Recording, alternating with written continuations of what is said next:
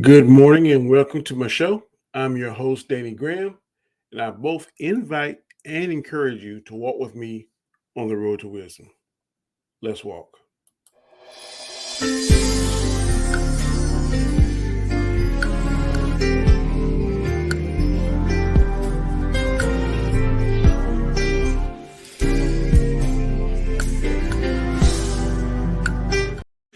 Good morning. Good morning. It is Monday morning here in the state of South Carolina.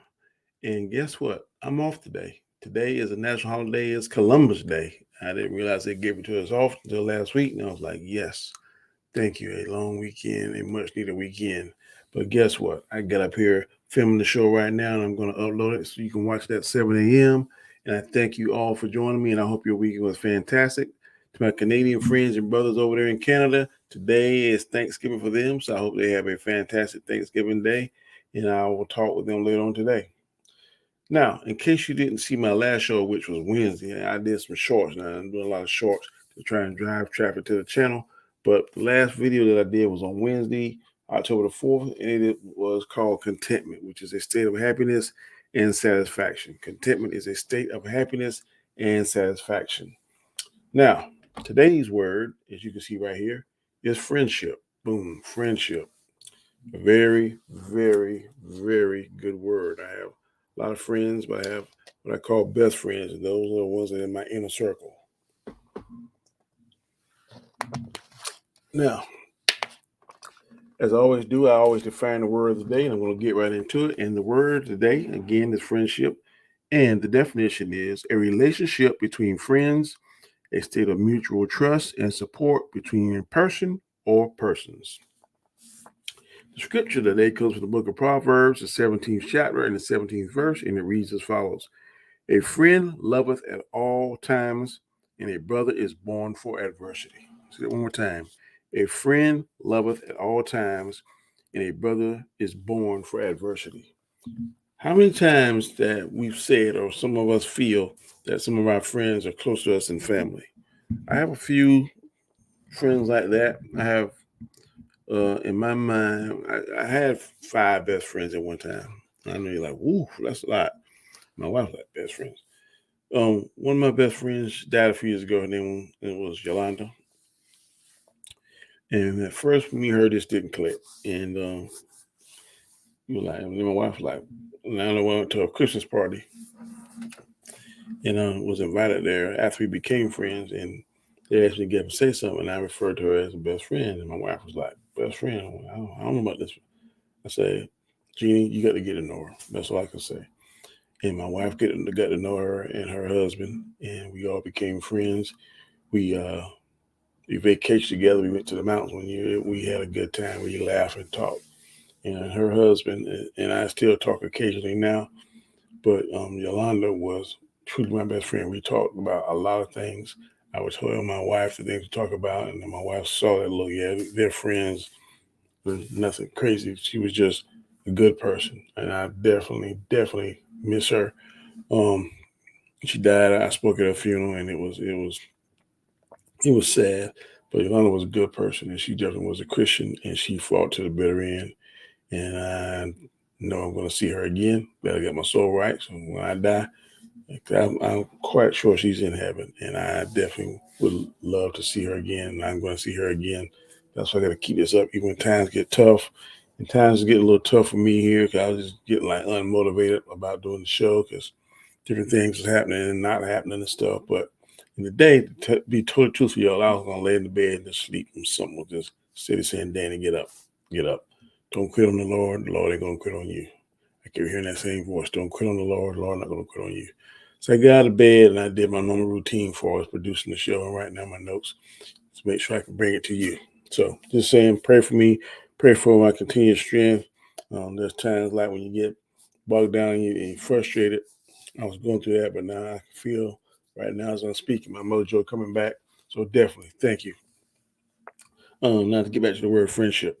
Um, a lot of friends. Right now I have 4 people um, that I talk to here, and all live here in the state of South Carolina.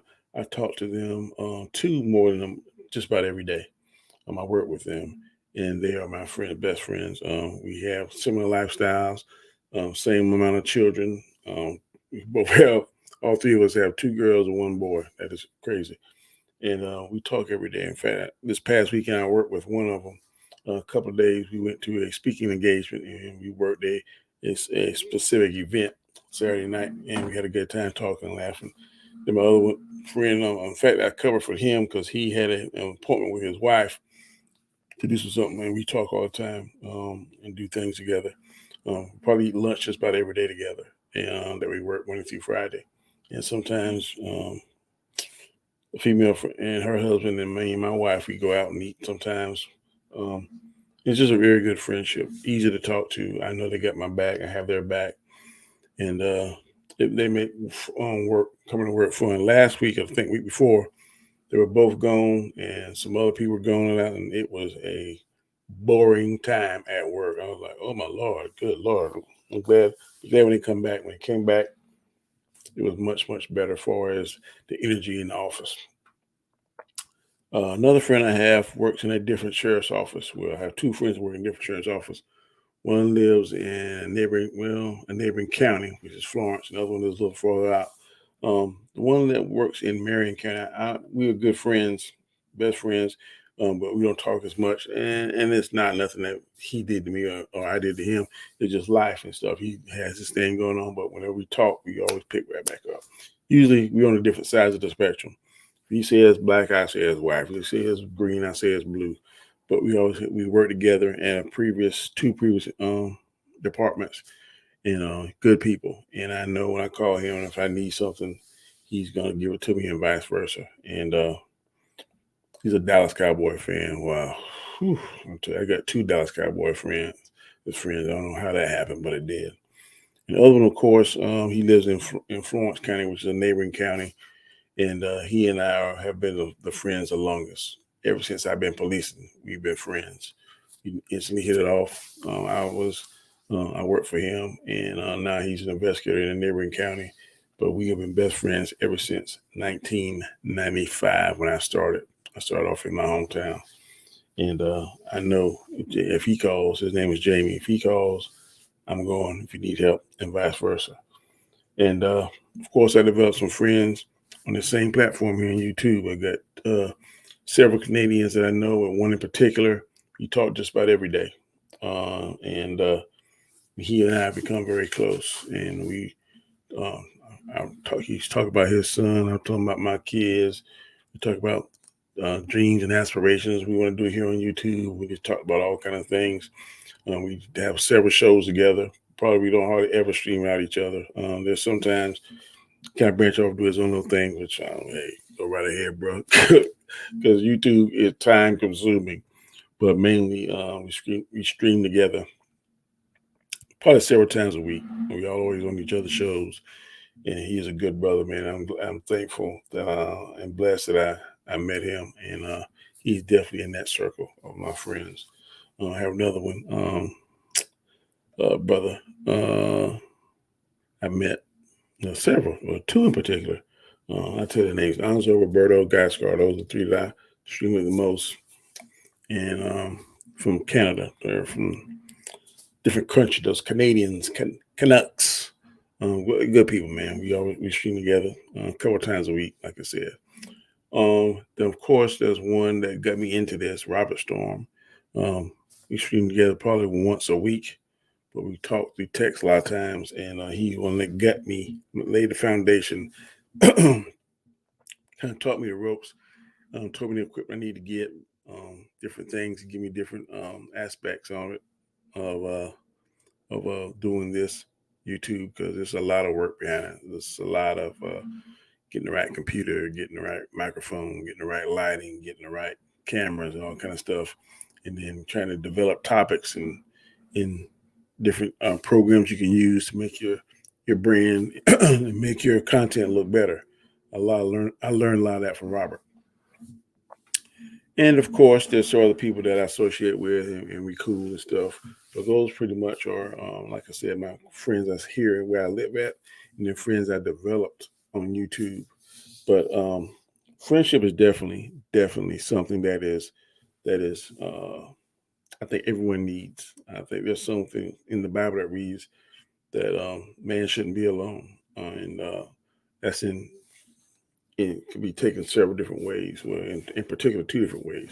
God didn't want um, Adam to be alone, and He made a helper. He put him into a deep sleep, as we know, and then He took a piece of Adam's rib, and then He fashioned and created Eve out of it because He wanted man to have a helper. He did not want Adam to be alone. Also, it's not good to be alone because that is when things can. But sometimes, let me change that. Sometimes it's not good to be alone because sometimes it can break you down mentally. It can break you down socially, and you just don't understand and just don't have that interaction.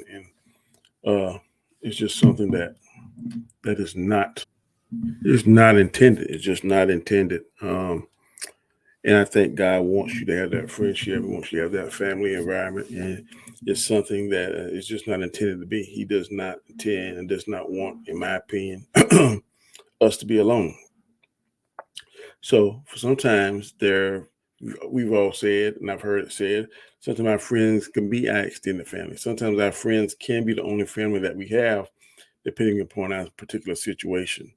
So, and there's a lot of times I have four other siblings, and me and one of my siblings, for a while we didn't speak, had a very bad relationship, and there were a couple of my friends that was closer to me than my own flesh and blood brother, but we were able to reconnect and get back together, and we have mended our relationship, and we were back cool again. But there was a time when we weren't, and there were times when I could definitely depend on my friends more so than him. But anyway, that's bridge under the water in the past. Just using that as an example. I'm going to talk to you about particular things in the Bible involving brothers, and sometimes how friends can be better than your own brother, or that's in a metaphorically speaking. That could be sister, that could be family member, whatever you're going to plug in there. But I'm mainly going to talk about brothers because I have two brothers. Right. Um, the scripture says a friend loveth at all times, and a brother is born for adversity. Now we're going to talk about brothers that face adversity. The first set of brothers we're going to talk about is Cain and Abel. As you know the story, um, Cain killed Abel, and they were blood brothers. They were the sons of Adam and Eve, and for whatever reason, God wanted them to provide him an offering. One brother providing an offering that was pleasing to God, the other one didn't, and he was jealous that God was pleased with the one, his brothers, and not pleased with his. So what did he do? He killed his own brother over jealousy. Second one is Esau and Jacob. Esau was the oldest, and in the biblical times back then, when the father died, it was time for him to pass on his blessing or make a blessing to his son. He always went to the oldest. And Esau and Jacob were identical brothers. I mean, they were twins, not identical, but one was hairier than the other, and one was favored by the mother. Esau and Jacob's mother favored Jacob over Esau, and she knew that it was about time for her to get the birthright. And so her husband, Abraham, eyesight was going. And so she put on stuff on his arms, on Jacob's arms, so it would emulate and feel like Esau, because Esau was very hairy man, and Jacob was not. So she put stuff on his forearms and his hands, so when his father would touch him, he would think that it was Esau, and he gave Jacob unknowingly the blessing and not Esau. And of course, Esau found out about it, and Jacob had to run for his life because Esau was very angry that he was pretty much tricked and duped out of his blessings.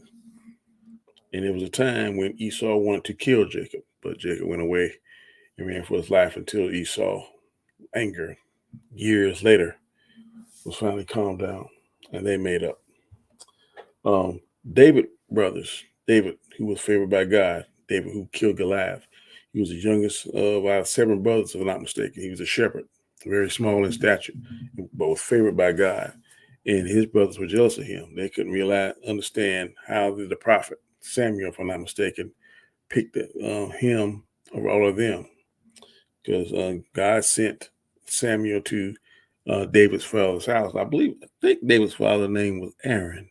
No, I can't. Or Jesse. I apologize, but I can't think of his father. But I know that God sent him there to evaluate and to pick one of the sons to be the next king of Israel.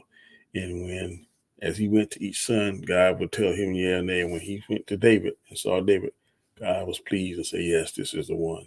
And of course, you know the legend and the story of David. But his brothers were very jealous of him, and did not understand how could someone so small in stature. Because a lot of times back in the biblical days, kings was picked and chosen, or some kings I know, by how they looked, how handsome they were, how tall they were in stature and stuff, that they looked kingly, I guess looked the part. And that it did not work out. A lot of times they would look the look, but when they're not was not pleasing to what God wanted them to do. And they messed it up. And they would rule good for a short time, but then they would start feeling themselves. That narcissism would kick in, and they would start doing stuff, start dealing in idolatry, and start worshiping false gods, start doing things that were not pleasing to God, and were not living a righteous life, and they were struck down. Last group of brothers we're going to talk about that did their brother wrong was Joseph. Joseph's brothers were so jealous of him that they sold him into slavery. Sold him into slavery because the father made a coats for him and favored him, and he loved him more than he loved the other brothers, and they didn't like that. So what did they do? They went off one day and going to the market, whatever, and guess what? Ended up selling him into slavery. Of course, when he was in jail and stuff and slavery, he was able to pleased and become favored by the Pharaoh, and that he became so favored by the Pharaoh that he became the Pharaoh's right-hand man and led Pharaoh's armies, and he was profiting and prophesied to the Pharaoh that there was going to be a great famine and drought, and he prepared for that and was able to spare all of Egypt because of his wisdom and his favor by God. And there was a point where he was able to come back, and he could have returned the favor to his brothers, but he did the righteous thing and forgave his brothers, and they were all reunited. Now, I'm going to talk about brothers that were tight, or individuals, not necessarily brothers, but a friendship. The first four I talk about were brothers, actual brothers, blood brothers, actual family, had the same parents, blood brothers, not step brothers, anything like that.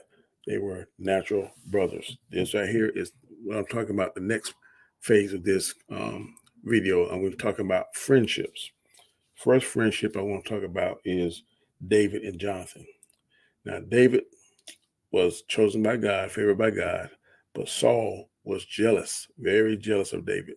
In fact, at first, Saul loved David because David was the defender, was like his general, so to speak, and he would go out and he would fight great wars, and he would defeat people in the name of Saul, and was very loyal to Saul.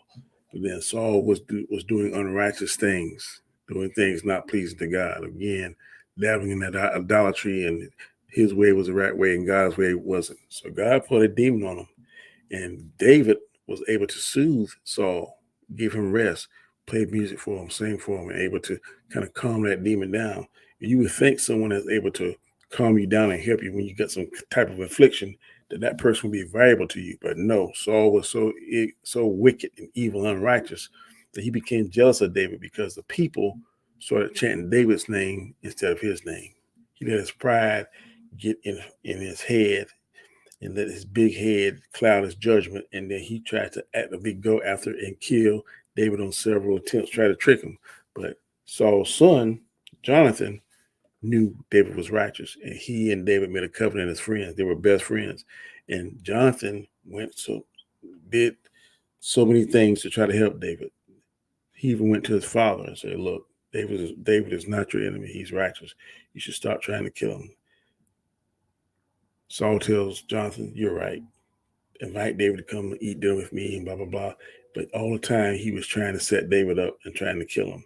But Jonathan and David made a pact, and they were best friends. And even when Jonathan was killed, David honored that friendship, that covenant, and he passed on his friendship to Jonathan's son and looked after Jonathan when he became king. Friendship. That's the first talking about friendship. That they were tighter than brothers. They made a bond with each other. And Jonathan went against his own father, his own blood, to help his friend David. The other one's Paul and Timothy. Paul and Timothy were friends more like Paul was Timothy's mentor, but Timothy followed Paul and they created a bond because Timothy saw all the wonderful things that Paul could do, all the miracles, all the hardships that Paul went through. Timothy was right there with him. And like I said, they were mentor. And it even said in the Bible that it became so close that Timothy looked at Paul as being his father. But Timothy and Paul walked together. They ate together.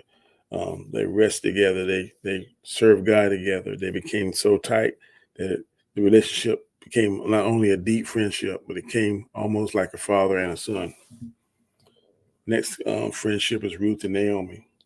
Ruth stayed with her mother-in-law Naomi. Naomi had sons, and Naomi's husband died, and her sons died. So Naomi was trying to send all her daughter-in-laws that married her sons back to their homeland, but Ruth would not. She stayed. She clung. The Bible says she clung to Naomi, and she stayed with Naomi. And Naomi was able to get her married to someone that took care of them and provided them a lifestyle and was doing righteous things. And because Ruth, who was really not a descendant, or really not the same religion as Naomi, but because she believed in Naomi's religion, and she started believing in God, and she walked the righteous life of God. God blessed Naomi, and God blessed Ruth, and by providing them a husband that could reinstate their status and give them the ability to live a certain way that they couldn't live because all the men in their family had died. So God provided a man who had stature, who really loved Ruth, and who was able to take care of them and to kind of reinstate them into the stature that they lost because all the men in their lives died. And last but not least is Moses and Aaron. Of course, you know the story of Moses. Moses was once a prince of Egypt, but he was found out and was cast out by his jealous brother Ramses when they found out that he was an Israelite and not a Egyptian. And so he went to the wilderness. And of course, he went to Abraham, and then of course he became a shepherd. Went to Mount Sinai where he encountered God, the burning bush, and God gave him a chore to do. God gave him a plan. God gave him a job to do, and that job was to go back and free his people from Israel. Moses didn't want to do it. Moses was scared. Moses said he couldn't speak well enough and that he needed help, and he did not want to embarrass God. And God said, "Don't worry about that. I'm going to send someone with you that'll do the talking that you need, that I need them to do." And that was his brother Aaron. And they became friends. They walked that same road together. They went through the fire together. They went back to Egypt, and they could have been killed, by Pharaoh. But guess what? God had another plan. God had their backs. God did not allow Pharaoh to kill them. He tried to torture, and he did torture the Egyptians in certain ways whenever he was disobedient to God and what Moses and Aaron was trying to tell him. That look, if you don't let my people go, God's going to send these plagues, and he's going to convince you and finally make you let his people go, which did happen. But Aaron and Moses, which were not only brothers, but they became friends. They were really, really close. And God made that. God will strengthen people, and he will uplift two people and make that bond so strong that together that they will be able to to energize each other, to motivate each other, to keep each other uplifted, and to get the word passed on. So God puts people in your lives. Sometimes if you don't have a family member or a brother or a sister or whatever the case may be, a cousin that doesn't have your back, that you can't trust, God will put someone in your life if you ask for it and pray for it. And that will be there for you. Like I said, I have a bunch of friends. I have best friends and I have good friends. And together we keep each other encouraged. I keep them encouraged. They keep me encouraged. And it is truly a blessing to have these friends that are in my life. That's my 2 cents on the word friendship. I hope that everyone out there has a best friend or has someone that has their back and they can depend on and truly call a friend. A friend is a blessing. And if you really love and care about that friend, you are not going to let that friendship die or not let that friendship be broken up between something that you said or they said. you need to fix it. If you had a friend and you consider that person a friend and they're still alive, you need to fix it. Now, if this is your first time ever seeing this show, I'm going to ask you to please subscribe to the show. I'm going to ask you to please hit the notification bell because I don't want you to miss any material that I upload in the future. I'm going to ask you to give me that thumbs up and like button because it definitely helps out with the YouTube algorithm. And also come back tomorrow because I'll be back here, same bat time, same bat channel with another word of the day. And I thank you. Before I get out of here, I'm going to read you the quote of the day. And the quote of the day is, a true friend accepts who you are, but helps you become who you should be. Again, a true friend accepts who you are, but helps you become who you should be. Until tomorrow, y'all have a good day. I definitely, I'm going to enjoy my day off and be blessed. Until tomorrow, take it easy.